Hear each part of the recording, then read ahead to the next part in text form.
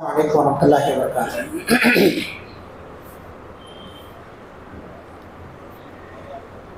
अल्हम्दुलिल्लाहि रब्बिल आलमीन वस्सलातु वस्सलामु अला रसूलिल अमीन व अला आलिहि व सहबिहि अजमाइन, अम्मा बाद। रब्बि इश्रह ली सदरी व यस्सिर ली अमरी वहलुल उक़दतम मिन लिसानी यफ़क़हू क़ौली। रब्बि ज़िदनी इल्मा, अल्लाहुम्मा अन्फ़अना बिमा अल्लमतना व अल्लिमना मा यनफ़अुना व ज़िदना इल्मन व अमलन, आमीन या रब्बल आलमीन। गुज़िश्ता दर्स में आप हज़रात के सामने फ़र्ज़ नमाज़ों के बाद के अज़कार जो अल्लाह के रसूल सल्लल्लाहु अलैहि वसल्लम पढ़ा करते थे, इसके मुताल्लिक़ गुफ्तगू हुई थी। आज के दर्स में एक अहम मसला है कि फ़र्ज़ नमाज़ों के बाद क्या इज्तिमाई दुआ साबित है। बहुत सारी मस्जिदों में देखा ही जाता है कि इमाम सलाम फेरने के बाद फ़ौरन अरबी की कुछ दुआएं पढ़ना शुरू करते हैं और मुक़्तदी उनके पीछे पीछे आमीन कहते हैं। तो इसका क्या हुक्म है कि इमाम फ़र्ज़ नमाज़ों के बाद इज्तिमाई दुआ कराए और लोग आमीन कहें? क्या इसका सबूत कुरान और हदीस से है? इस मसले से मुताल्लिक़ आज के दर्स में बातें होंगी। तो हमें सबसे पहले ये ख़याल रखना चाहिए कि अल्लाह के रसूल सल्लल्लाहु अलैहि वसल्लम फ़र्ज़ नमाज़ों के बाद अज़कार का एहतमाम फरमाया करते थे और सहाबे किराम रिज़वानुल्लाहि अलैहिम अजमईन को इसी की तालीम भी देते थे। आप सल्लल्लाहु अलैहि वसल्लम से और आपके सहाबा रिज़वानुल्लाहि अलैहिम अजमईन से फ़र्ज़ नमाज़ों के बाद इज्तिमाई तौर पर दुआ करने का सबूत बिल्कुल भी नहीं मिलता है।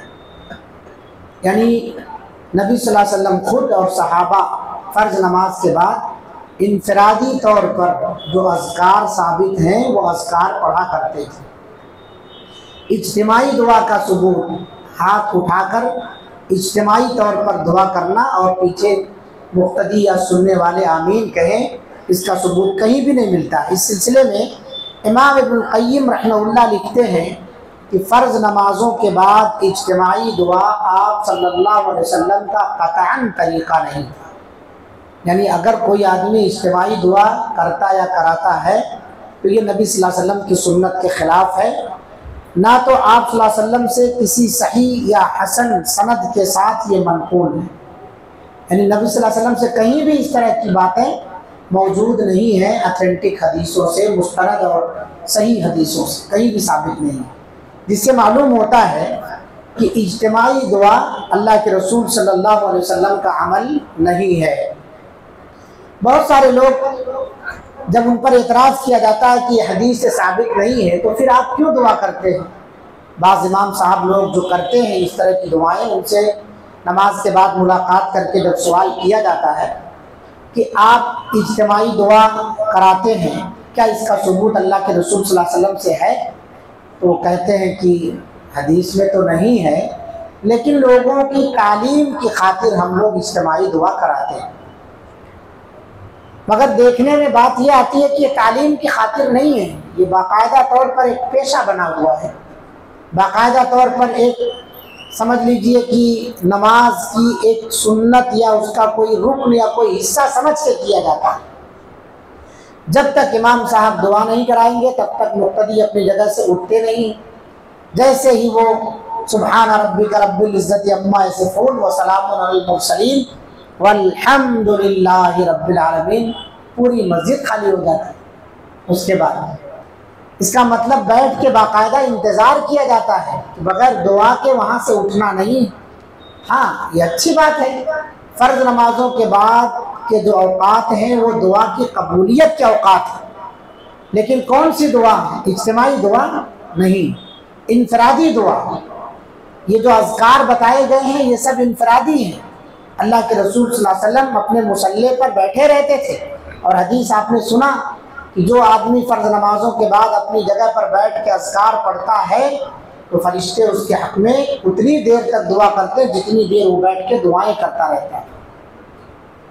इल्ला ये कि उसे कोई हदस लाहिक हो जाए या कोई मजबूरी उसे मस्जिद से बाहर निकाल दे या वो जगह तब्दील करा दे, तो फरिश्ते उसके हक में दुआ करना छोड़ देते हैं। ये फजीलत है उसकी। लेकिन देखा यह जाता है कि इमाम साहब सलाम फेरने के बाद फ़र्ज नमाज के बाद के अज़कार ना वो खुद पढ़ते हैं और ना मुक़्तदियों को पढ़ने देते, क्योंकि उन्हें नमाज के फ़ौरन बाद भागना रहता है ट्यूशन पढ़ाने के लिए। अल्लाहुम्मा अंतस सलाम व मिनकस सलाम तबारक या ज़ल जलाली वल इकराम रब्बना आतिना फिद दुनिया हसना व फिल आखिरति हसना व क़िना अज़ाबन नार रब्बना हब लना मिन अज़वाजिना व ज़ुर्रिय्यातिना क़ुर्रता अयुन वजअलना लिल-मुत्तक़ीना इमामा सुब्हान रब्बिका रब्बिल इज़्ज़ति अम्मा यसिफ़ून। इसके बाद दुआ ख़त्म हो गई, चेहरे पर हाथ फेर दिया, वहाँ से उठ के निकल गए। ये बाज़ रटी रटाई दुआएं कही जाती हैं। मैं ये सवाल करता हूँ कि जब आप सिर्फ इमाम साहब की दुआ पर इत्तेफा कर रहे हैं, आपको बहुत सारी दूसरी चीज़ों की ज़रूरत है, क्या सबकी ज़रूरत के मुताबिक इमाम साहब ने दुआ मांग ली है?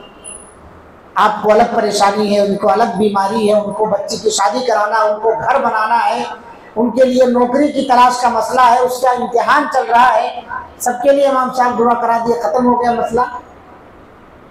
इसीलिए आप इनफरादी तौर पर अपनी दुआ मांगिए।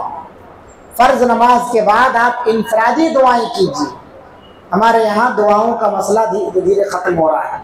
फ़र्ज नमाज के बाद दुआ मांगना हम छोड़ दिए, यानी इज्तिमाई हम मना कर रहे हैं तो हमने इनफरादी भी छोड़ दिया। जैसे वही बात है, हमने गली कही थी छोड़ने के लिए, तुम दुनिया छोड़ गए। हमने कहा था गली छोड़ो तो तुम दुनिया छोड़ के चले जा रहे हैं। यानी इज्तिमाई दुआ ये साबित नहीं, उसको तर्क करो, तो हमने इनफरादी भी तर्क कर दिया है। इनफरादी तो कम से कम आप मांगिए अल्लाह रब्बुल आलमीन से, क्योंकि ये वक्त दुआ की कबूलियत का वक्त है। इज्तिमाई दुआ का कहीं सबूत नहीं है। इसीलिए अल्लामा अनवर शाह काश्मीरी, ये हनफी आलिम दीन अनवर शाह, ये रहमहुल्लाह तहरीर करते हैं कि दुआ की इज्तिमाई हैयत जिसका आज कल रवाज है ये साबित नहीं है। हाँ, फ़र्ज नमाजों के बाद बहुत सी दुआएं बग़ैर हाथ उठाए और इज्तिमाई शक्ल इख्तियार किए साबित हैं। यानी अब एक सवाल यहाँ ये पैदा होता है, क्या हर दुआ में हाथ उठाना ज़रूरी है? बिल्कुल नहीं ज़रूरी है। हर दुआ में हाथ उठाने की ज़रूरत नहीं है आपको। फ़र्ज नमाज के बाद के जितने भी अज़कार पढ़ रहे हैं किसी में हाथ उठाने की ज़रूरत नहीं है। आपको अपनी कुछ दुआएं मांगनी है ज़रूरत की, वो हाथ उठा करके मांग लीजिए।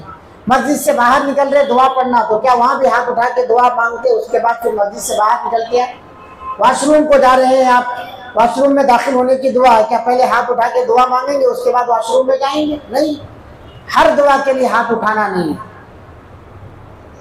हाथ उठा के दुआ मांगना ये अल्लाह के रसूल सल्लल्लाहु अलैहि वसल्लम से साबित है, लेकिन इज्तिमाई नहीं, इनफरादी। तो आप इनफरादी दुआ मांगिए फ़र्ज नमाजों के बाद, है ना, और इज्तिमाई शक्ल से इज्तिनाब करेंगे। लेकिन अगर इज्तिमाई से आपने तर्क ताल्लुक़ किया है तो इनफरादी पर तो अमल पैरा रहे।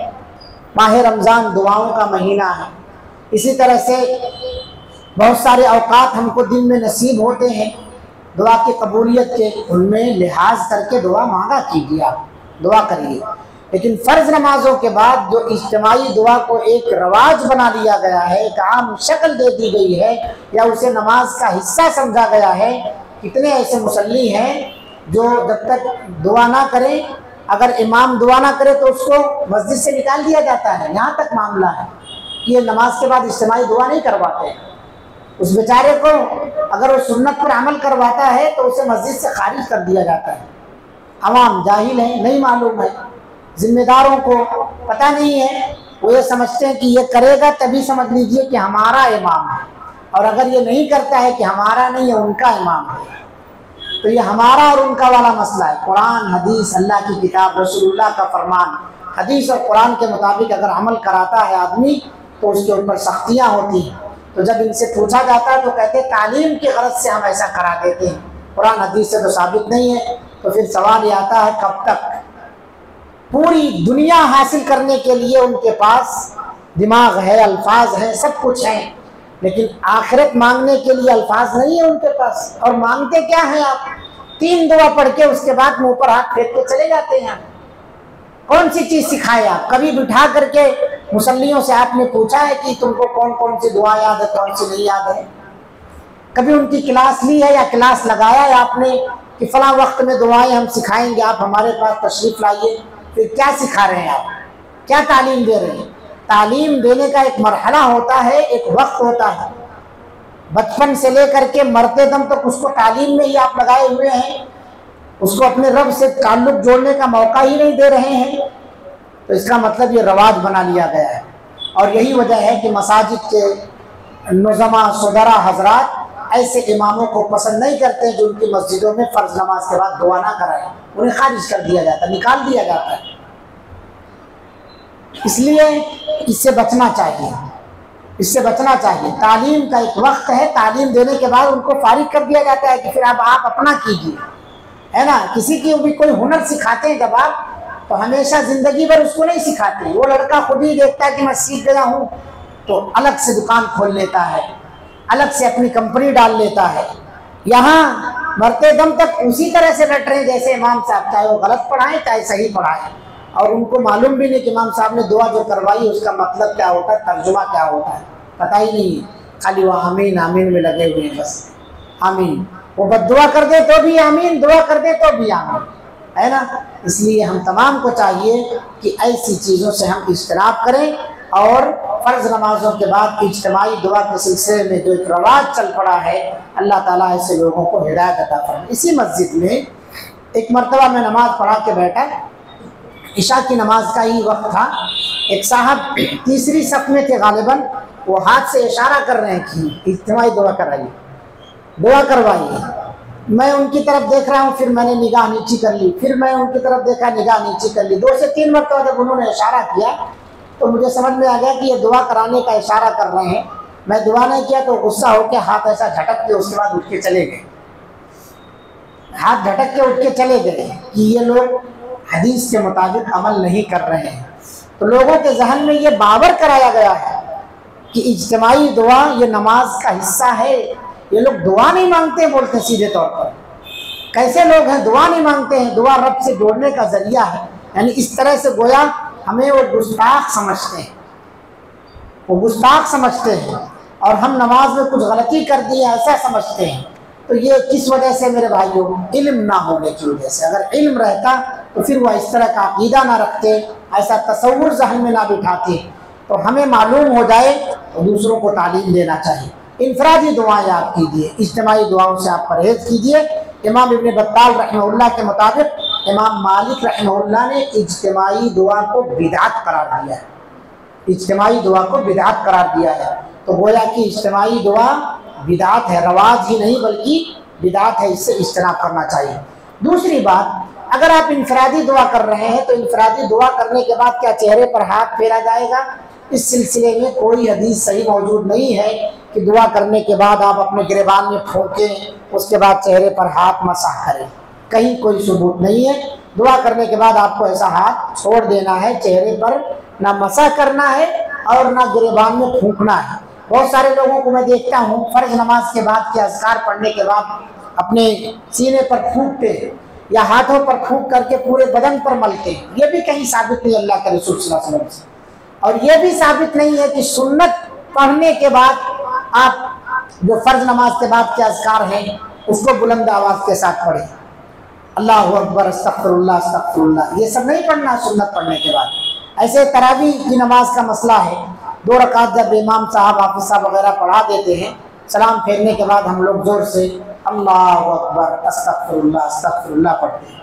फ़र्ज नमाज के बाद अज़कार हैं, सुन्नत नवाफिल के बाद नहीं है। सुनन और नवाफिल के बाद कोई जिक्र नहीं है। अस्सलाम वालेकुम रहमतुल्लाह, अस्सलाम वालेकुम, बस चले जाइए आप। तो तरावी के दौरान 2-2 रकात पर जब सलाम फेरा जाता है तो वहाँ भी आप अल्लाह अकबर, अस्तगफिरुल्लाह नहीं कहेंगे। फ़र्ज नमाज के बाद के अज़कार हैं, सुन्नत के बाद या नफिल के बाद कोई जिक्र को नहीं है, उसे आप वैसे ही छोड़ दीजिए। तो आप जिक्र करने के बाद ना तो गिरेबान में फूकेंगे और दुआ जब हाथ उठा के मांग रहे हैं तो चेहरे पर भी नहीं फेरेंगे, इज्तिमाई दुआ नहीं करेंगे, इनफरादी दुआ करेंगे। आप अपने लिए दुआ करें। कहते हैं दिल से जो बात निकलती है असर रखती है, पर नहीं ताकत परवाज मगर रखती है। आपको अपनी ज़रूरत मालूम, इमाम साहब को क्या मालूम कि आपकी ज़रूरत क्या है। इसलिए अल्लाह के सामने जोड़िए, रब आपका भी है, आपके भी सुनेगा। गिड़गिड़ाइए उसके सामने, गिरिया वजारी के साथ दुआ के जो आदाब हैं उनको बजा लाते दुआ कीजिए।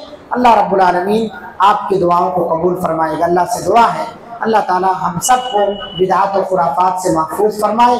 बहुत सारी मस्जिदों में जो ये रवाज बना हुआ है इज्तिमाई दुआ के लिए हाथ उठाकर इमाम साहब दुआ करवाते हैं, अल्लाह ताला ऐसे लोगों को कुरान और हदीस की सही समझ अता फरमाए, कुरान और हदीस के मुताबिक अमल करने की तौफीक अता फरमाए। लोगों के चेहरे देखकर अपनी नौकरियां बचाने के चक्कर में हक बात बताने से जो कतराते हैं, अल्लाह ताला उन्हें हिम्मत अता फरमाए। अल्लाह रब्बुल आलमीन रोज़ी रसा तू है, रब्बुल आलमीन हर एक के रोज़ी का मालिक तू है। हक बात कहने से अल्लाह ताला हम सबको कभी भी हमारी रोज़ी आड़े ना आए, इसकी हमें जुरात अता फरमा। अल्लाह रब्बुल आलमीन हम तमाम लोगों को एक और नेक बना, दुनिया के अंदर जब तक जिंदा रख, ईमान और इस्लाम की हालत पर जिंदा रख, जब खात्मा फरमा तो खात्मा बिल खैर अता फरमा। आमीन व आखिरु दअवाना अल्हम्दुलिल्लाहि रब्बिल आलमीन। अस्सलामु अलैकुम व रहमतुल्लाहि व बरकातुहू। सुब्हानकल्लाहुम्मा व बिहम्दिका अशहदु अन ला इलाहा इल्ला अंता अस्तगफिरुका व अतूबु इलैक।